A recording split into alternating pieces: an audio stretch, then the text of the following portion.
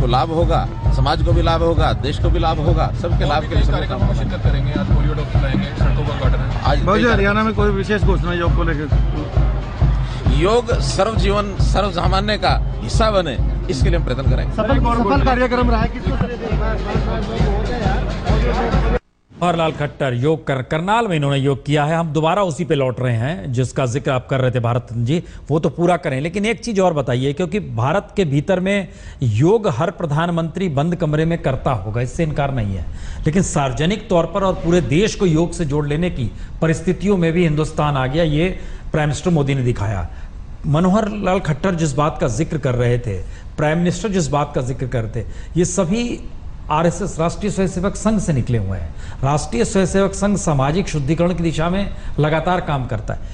क्या ये संयोग है कि संघ से निकले हुए अगर सत्ता में आते हैं तो हम इन परिस्थितियों को देख रहे हैं, क्योंकि उनको अपने पूरे सांस्कृतिक तौर पर विरासत में वो सामाजिक सौहार्द मिला है जो कि राजनीतिक तौर पर दूसरी जगहों पर नहीं होता, या फिर जिस तरीके से योग की भी दुकानें देश के भीतर खुल गए उसका राजनीतिकरण किया जा रहा है?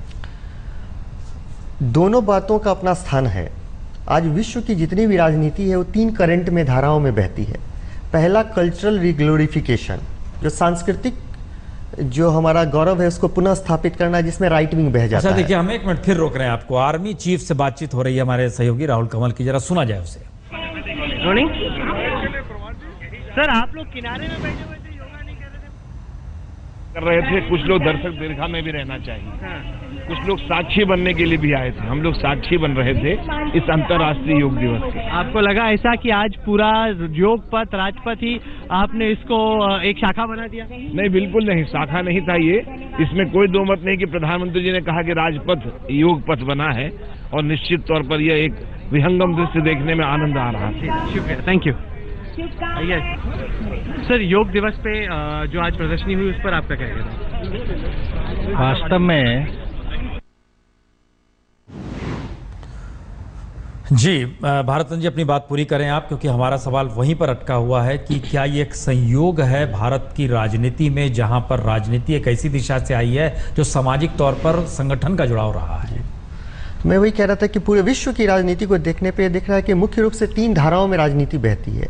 एक जहां सांस्कृतिक पुनरुत्थान मुख्य उद्देश्य होता है, जिसके आधार पर राजनीति चलेगी, जो अमूमन हम दक्षिणपंथी विचारधारा कहते हैं। एक होता है इक्वालिटी, जिसमें लेफ्ट विंग बढ़ जाते हैं। एक इकोनॉमिक जो बीच में बसता है आर्थिक विकास, जो सेंट्रलिस्ट अप्रोच होता है। तो जब राइट विंग का कोई हमारा लीडर बन जा रहा है और उसके आधार पर राजनीति करनी है, तो मुख्य उद्देश्य ही है, वो थीम ही है कि हम सबका विकास करेंगे, पर राम राज्य आए बगैर सबका विकास नहीं होगा। वो सुख शांति होगी, बाघ बकरी एक घाट पे पानी पिएगी जब राम राज्य होगा। तो हमारी संस्कृति का गौरव पक्ष सबसे आगे होगा, और उसके बाद वो सब होगा, आर्थिक विकास भी होगा, समता भी होगी, लेकिन जब राम राज्य आएगा। तो ये निश्चित रूप से एक विचारधारा का मूल संबल है, जिसके आधार पे कार्य करने की ये कवायद है, और इसके सकारात्मक पक्ष है जिसका मैं सराहना और स्वागत भी करता हूं। तो भारत की संस्कृति, आप जिस बात का जिक्र कर रहे हैं, जिन बच्चों ने वहां पर किया योग, हमको लगता है, एक मिनट हम उनको सुनवाते हैं। अब हम इस प्रोग्राम के इस डिस्कशन के आखिरी हिस्से में, इसलिए बहुत छोटा छोटा कमेंट चाहेंगे। महर्षि जी, क्या ये आने वाले वक्त में एक मील का पत्थर साबित होगा, आज जो शुरुआत हुई है? जी, आने वाले समय में भारत का ये एक विशेष रूप में इतिहास आज जो रचा गया है, इसके जो है भविष्य में सकारात्मक परिणाम आएंगे, और भारत देश में एक बच्चों का अच्छा स्वास्थ्य होगा, नौजवानों को सत्प्रेरणा मिलेगी जी, और यूँ कह सकते हैं कि इससे पूरी तरह से अपने देश में एक नई लहर पैदा होगी। भारतन जी, क्या ये मान लिया जाए कि प्राइम मिनिस्टर मोदी एक योगी के तर्ज पे आज सामने आए? योगी के तर्ज पे कह देना तो अभी समुचित पूर्ण रूप से नहीं है, लेकिन एक योग के अनुशासक के रूप में वो आगे बढ़े हैं, और ये अत्यंत शुभ स्थिति है। और सबसे सुखद पहलू मुझे यह लग रहा है कि आज पूरे विश्व के पास एक जिज्ञासा जागी है योग को लेकर। विश्व के रंगमंच पे भारत देश की एक प्रतिष्ठा बढ़ी है। और अभी जस्ट एक बात शेयर करना मुझे अच्छा लगेगा, 18 जुलाई को मेरे पास जर्मनी से एक लेडी आई थी।